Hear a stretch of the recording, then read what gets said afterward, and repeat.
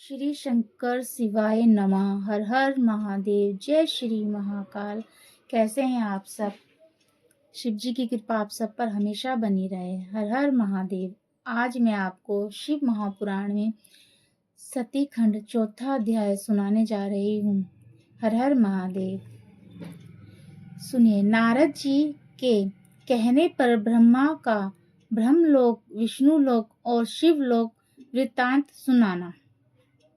श्री ब्रह्मा जी से यह कथा सुनकर श्री नारद जी अत्यंत प्रसन्न हुए। उनको नमस्कार करके विनय पूर्वक कहा, प्रभु अब आप मुझे ब्रह्मालोक, विष्णुलोक और शिवलोक का वृत्तांत सुनाइए। ब्रह्मा जी कहने लगे, हे नारद, मेरे लोक का नाम सत्यलोक है, जिसकी लंबाई 16 करोड़ योजन है। यहाँ पर रत्नों तथा मणियों के भरे हुए स्वर्ण मंदिर, उपवन, कुएं, तालाब और सुगंधित पुष्पों वाली पुष्प वाटिकाएं हैं। भगवान विष्णु लक्ष्मी सहित अपने भक्तों को सुख देते हुए वहाँ निवास करते हैं। वहाँ सदा सदैव भगवान शंकर जी के ध्यान में मगन रहते हैं। हे नारद, अब मैं उस लोक का वर्णन करता हूँ जो स्वर्ग में भी ऊपर चिंताओं से भी मुक्त है। उसको स्वामी कार्तिक का लोक कहते हैं। उसका वर्ग 64 योजन है। शोक, मोह तथा माया से रहित है। वहाँ प्रत्येक स्थान पर आनंद ही आनंद है।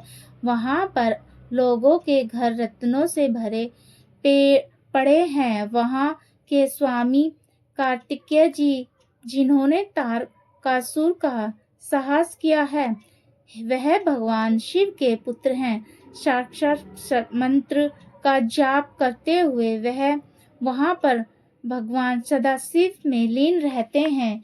इस लोक के ऊपर शक्ति लोक है, जहाँ पर शक्ति रूपा जगदम्बा माता निवास करती हैं। उन्हीं जगदम्बा माता शक्ति की कृपा से मैंने अपनी सृष्टि की रचना की है। सूर्य, चंद्रमा और इंद्र सदा इन्हीं जगत माता की चरणों का ध्यान करते हैं। वह भगवान शिव को अत्यंत प्रिय है। उनके अंशों से वाणी और रमा की उत्पन्न हुई। स्वाहा, स्वधा, सिद्धा, विश्वा और इंद्राणी इत्यादि भी उन्हीं के अंश से शक्ति लोक अत्यंत आकर्षणीय स्थान है। इसके कपाट मणियों के बने हुए हैं। इसका विस्तार 28 करोड़ योजन है। वहाँ शक्ति और उनकी सहेलियां निवास करती हैं। शक्ति लोक के ऊपर शिवलोक है। वहाँ पर मोह, चिंता, दुख आदि का नाम भी नहीं।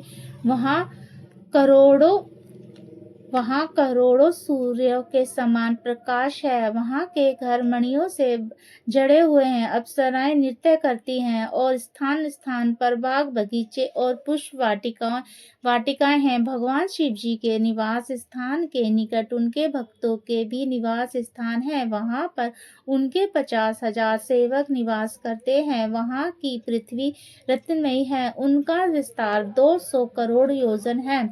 मध्य में एक बहुत बड़ा चिंताहरण मंदिर बना हुआ है, जिसको देखकर मनुष्य के मन में अपने आप भक्ति उत्पन्न होती है। वहाँ पर करोड़ों सूर्य एक साथ ही प्रकाशन होते हैं। वहाँ की दीवारें हीरों की बनी हुई हैं। खंबे तथा किवाड़ भी मणियों के बने हुए हैं। उस मंदिर के भीतर एक दिव्य दीवान पर भगवान सदाशिव विराजमान हैं, जिनके स्वरूप को मैं और विष्णु जी भी नहीं जान सके। वहाँ पर विष्णु की एक शाखा है, जिसका नाम धनुलोक है और स्वामी भगवान श्री कृष्णचंद्र जी महाराज हैं। जय श्री महाकाल। ये चौथा अध्याय यहीं पर समाप्त होता है। आगे की कथा मैं आपको 5वें अध्याय में सुनाऊंगी। हर हर महादेव। जय श्री महाकाल। आशा करती हूँ कि आपको ये मेरी सुनाई हुई कथा पसंद आती होगी। प्लीज़ कमेंट और लाइक, सब्सक्राइब जरूर करें, ताकि मुझे पता चले कि आप लोगों को मेरी सुनाई हुई कथा पसंद आ रही है।